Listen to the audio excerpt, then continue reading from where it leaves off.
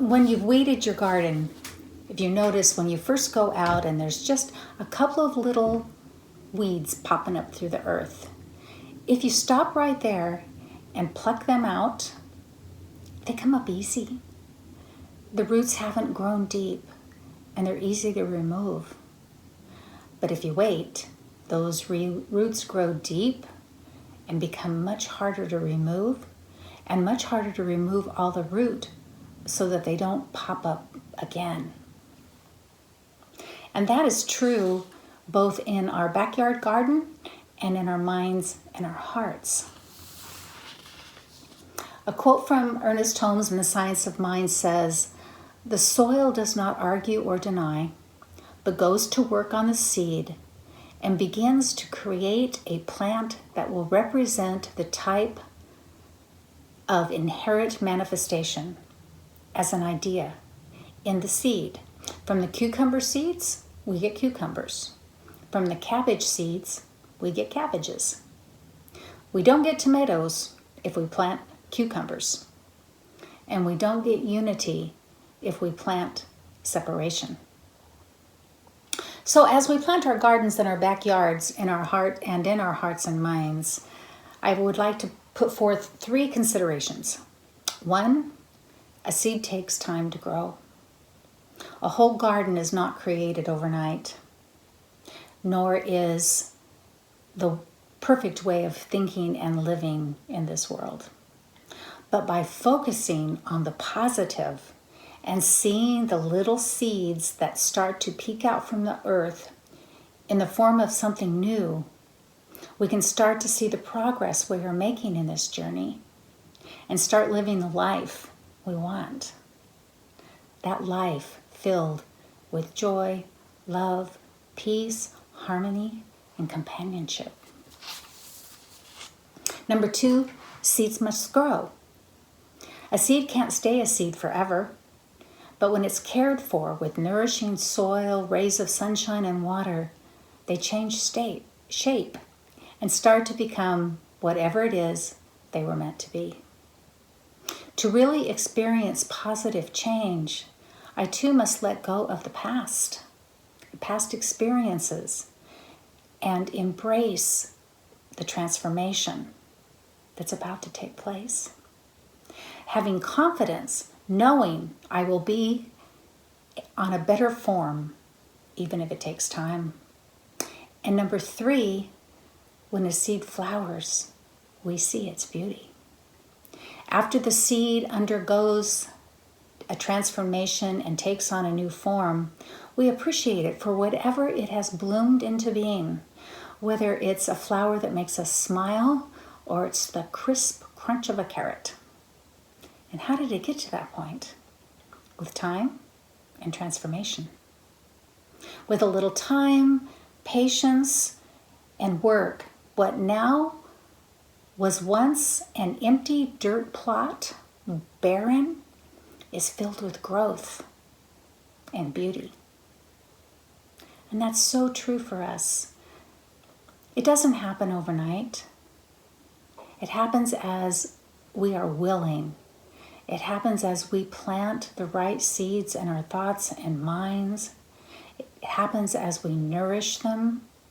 It happens as we do prayer treatment and spend time in meditation. And just like the plant grows, so do we. It doesn't pop up out of the ground fully grown and producing fruit. It grows as it's fed. It grows as the sun shines on it, as the light infuses it, as the light infuses us.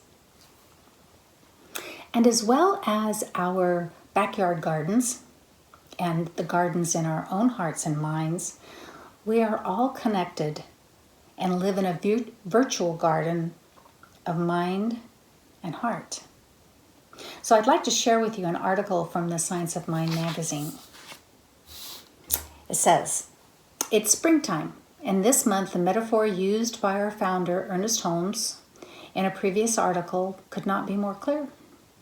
Our thoughts are seeds, planted in the soil of the law of mind, and the plant is the effect or the outcome. Easy, right?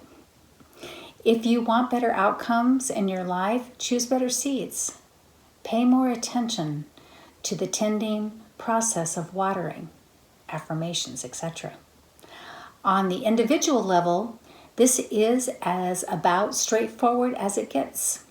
It is empowering and uplifting to think that all we need to do is be more mindful gardeners of our own consciousness in order to experience a more joyful and rewarding life.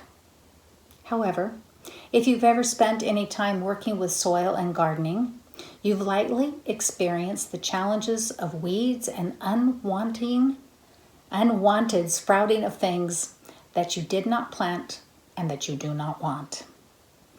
At the mental level, this can be just as frustrating as it is for the gardener. Where did all these weeds come from anyway, you may think? I didn't plant them, and I don't want them here. The soil we plant in is connected to the subconscious mind of collective humanity.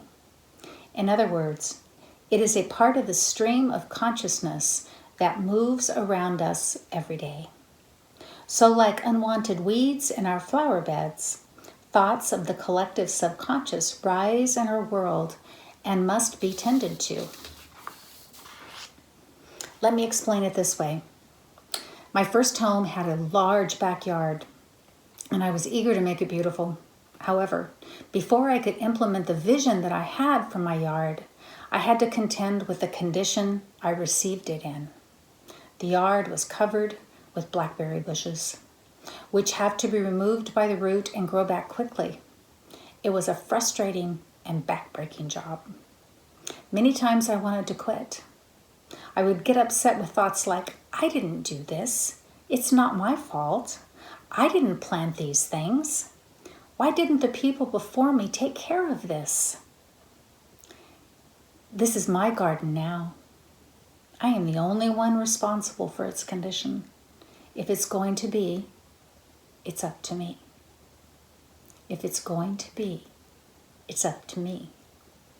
If we want a better world, we're going to have to tend with the error thinking or weeds of those who came before us, because we have been given sole responsibility for the condition of our community garden. If we want it better, it's our responsibility to make it better. How do we do that? Again, prayer, meditation, non-judgment, compassion, and service. So, everything we experience is a step that brings us to who we are today, and how we integrate our experiences determine our fruits, our blossoming. Namaste.